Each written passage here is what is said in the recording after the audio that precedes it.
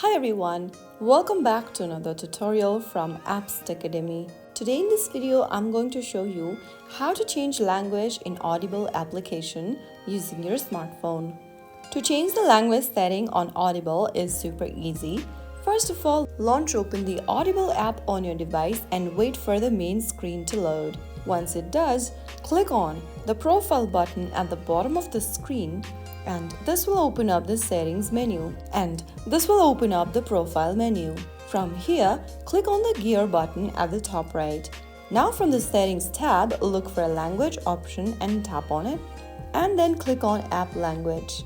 This will ask you to open up the settings on your device, so click on open settings and then from here click on language and select a language of your preference. Audible application follows your device's language setting, so whichever language option you've desired and applied for your device will also be applied on your Audible application. So that's how you easily change your language setting on Audible. If you found the video helpful, don't forget to like, share and subscribe to the channel. I will see you again in the next episode. Thank you for watching.